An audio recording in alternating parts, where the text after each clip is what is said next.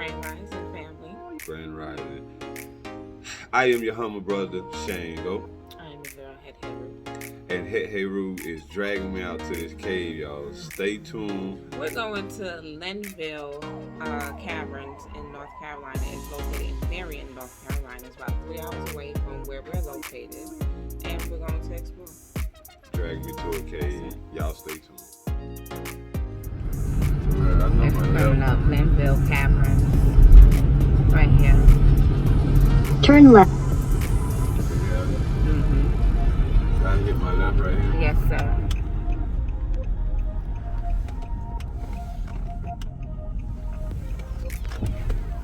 Damn. In 1,000, your destination will be on the left.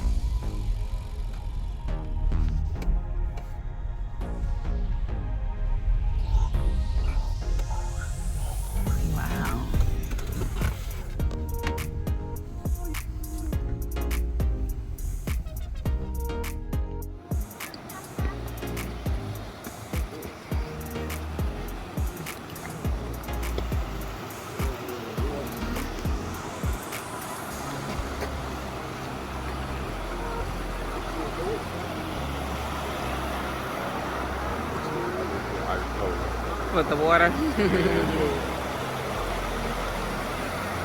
Crystal clear. Yes. Not crystal, but crystal clear.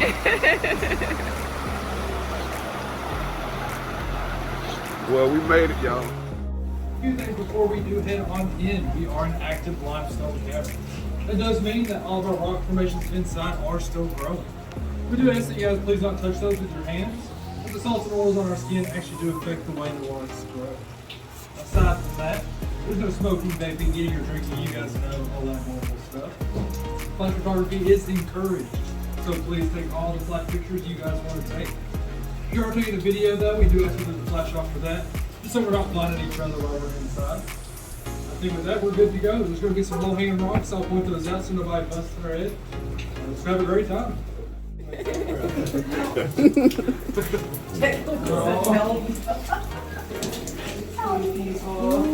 Awesome. Look at the formations. Oh my God.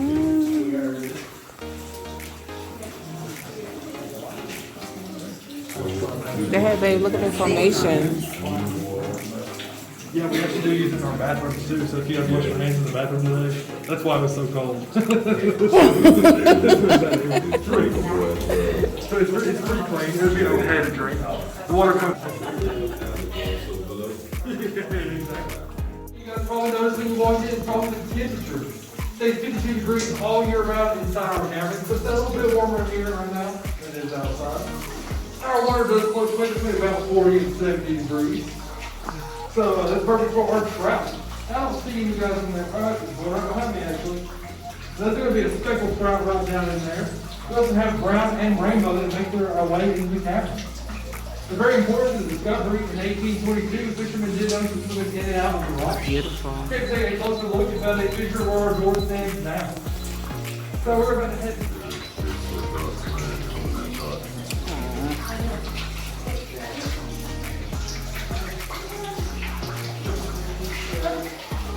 Do it again. Got it.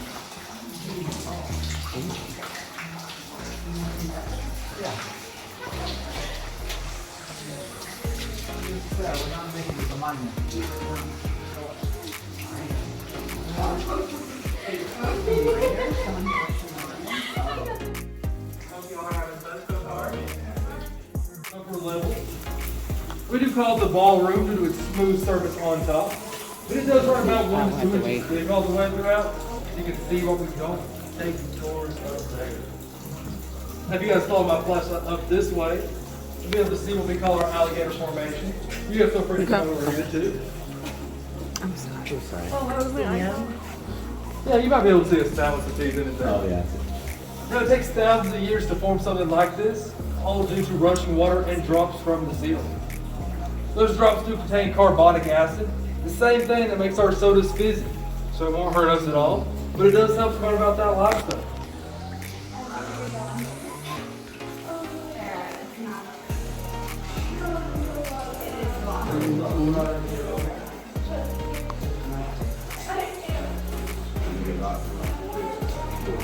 Say what?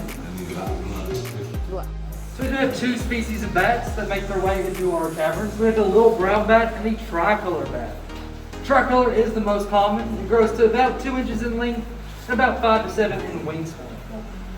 Now we used to have around 2,000 of them that would be here at one time. Ooh. Now we get about 5 bats every year.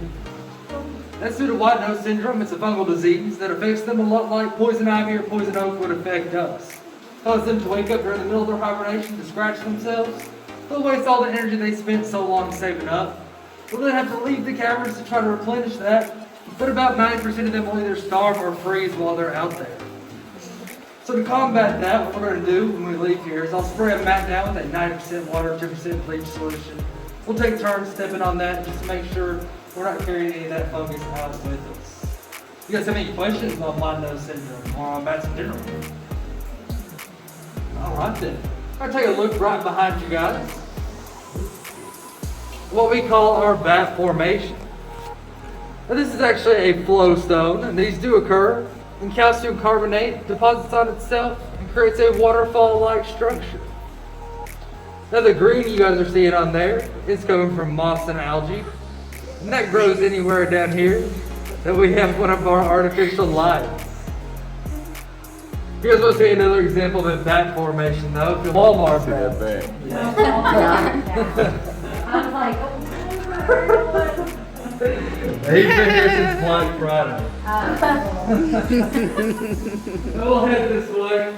Make sure to watch your guys' shoulders moving forward. it looks like little bat bees. Yeah. Oh yeah. Yeah.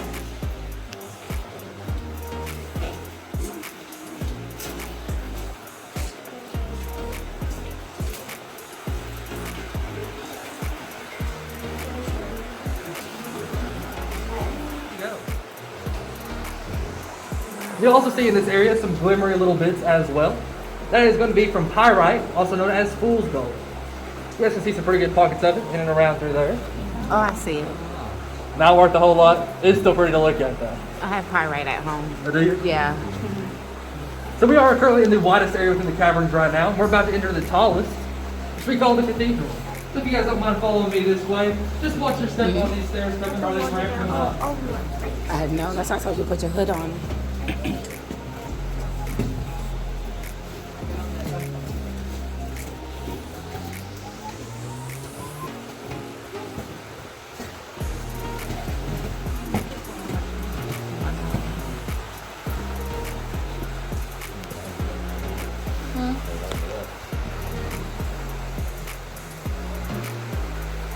Alright y'all, this is our cathedral room. Stands at about 23 feet in height. If y'all take a look above you there, you'll see some examples of stalactites. You can remember that because stalactites do hold tight to the ceiling. You'll also notice that they're smoothed off at the end, and that's due to flooding in 1940, which came up to that height. Now you can imagine, pretty powerful waters. It did knock those down to about a third of their original size. We've not had flooding that bad since then, but in 2004, when Hurricanes Ivan and Francis came through back to back, we did have water up to around right in here in the cavern. Wow. Do you guys have any questions about any of our flooding events? How long did it take the water to recede? Pretty quickly, actually. We do. It does all flow out that same exit where the water's flowing now. Really? Yeah, so it all did exit pretty quickly. Wow. Anybody else? All right, we are going to go down another small ramp here, so please just watch your step.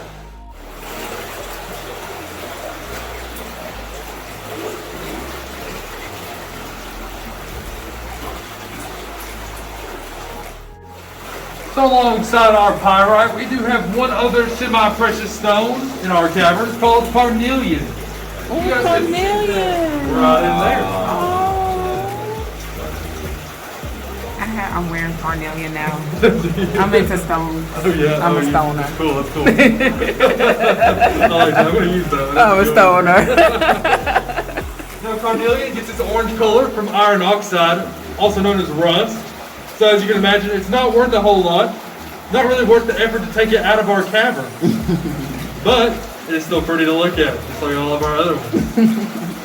So as you guys make your way underneath our semi-precious stone here, just make sure to watch those precious heads.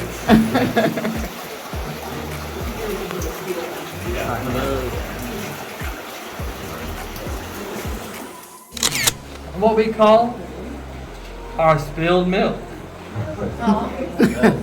Now it is all just calcite that has attached itself to the side of the limestone here. And the reason it does look so slimy is due to that water running down from fissures above. That water does bring down minerals such as calcium, and as they attach themselves to the side of the limestone, our walls actually continue to grow inwards. That is what it means for us to be an active limestone cavern. Now eventually those fissures above us will close up, and that water will stop flowing, and at that point we'll be a dead cavern. But that'll happen in a couple thousand years, so we do hope you guys can come back and visit us for that. Now above your guys' heads here, you can see some different stalactite and ribbon stalactite formations that we call our meat market. Kind of looks like hanging meat to some people, I guess. And we are about to enter into a slightly more narrow area here, so please watch your shoulders as you check out the view above you.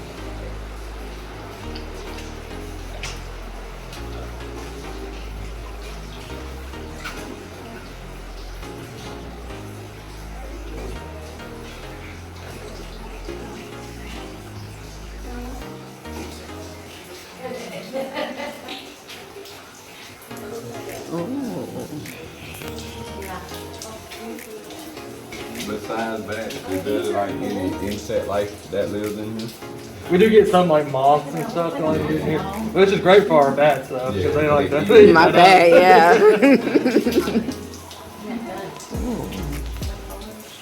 Alright y'all, now the guys in the back, I'll let you guys come in here. We'll do this part in two different groups, so I know you guys can't see it as well. We're going to start with to my right here on what we call Thank you. our guess what rock. Yeah, we're good, honey. Opinion on what they think it looks like. I always say Slimer from Ghostbusters. That's just me. I got two hoods. So it is our largest remaining stalactite after that 1940 flood. We do estimate that it's around 160,000 years old. It takes 127 years to form just 1 cubic inch worth of material. That's where we get all of our numbers from. To my left over there, you'll see what we call our frozen Niagara. We call that frozen waterfall. But it is our largest flowstone within the cavern. It's that same calcium carbonate. Time estimates on it places it at just a little over 6 million years old. All the way from the top up there where that water's coming down to the very bottom down here. The green color in this room mostly does come from moss and algae, but it also does have some trace amounts of copper in it as well. When that copper is oxidized, it's up the same green glow that you find in the Statue of Liberty.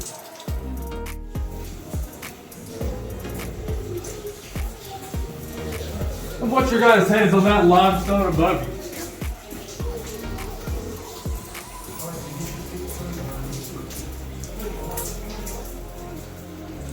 Beautiful formations. Oh my. Oh, that's beautiful.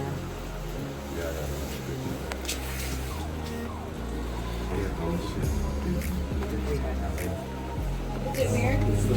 It does look It looks like a little mound. really funny. Is that what you're saying? Yeah. I would be saying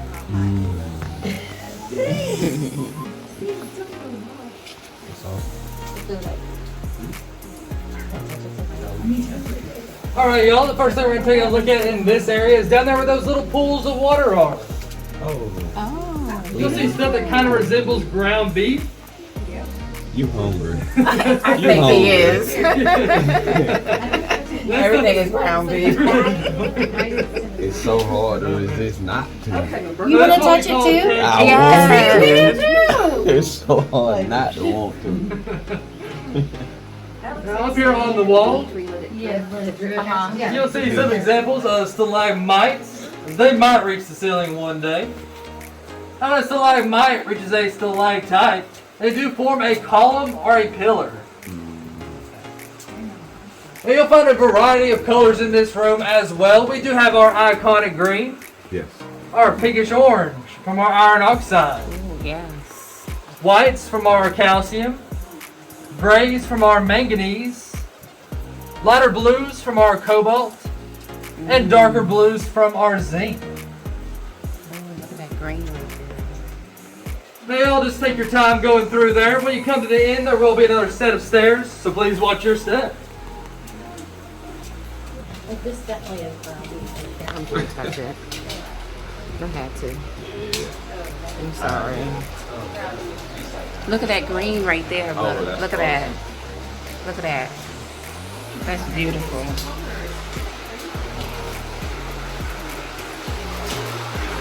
Stones. Use this lantern right here to represent what it would be like for early explorers coming through with only an oil lantern. Now, this is about 4 times as broad as that would have been, so you can imagine with just a 5-foot radius of light and no walkways, how easy it would have been to slip, drop that lantern, and then slip into total darkness. We're about to see what that looks like. So if you guys have any watches or phones that are glowing, if you can just cover those up for me.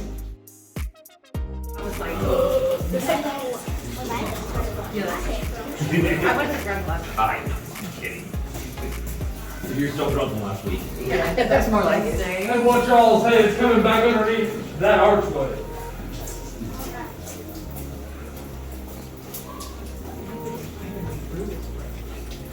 Say, look at the green right there.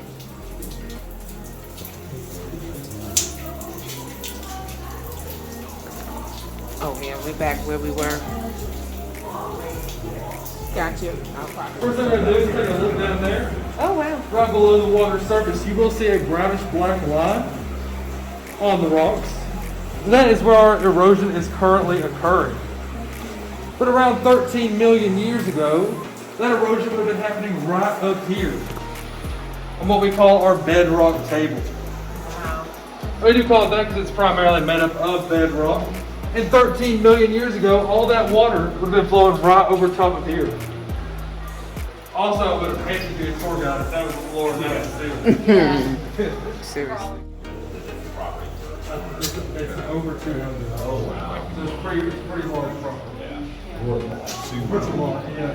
Most of this, So how big is this?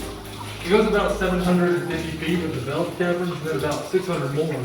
It's actually not been touched. Really? So haven't been mapped? They've been mapped and explored, but they haven't been touched by our tourism. Really? Wow.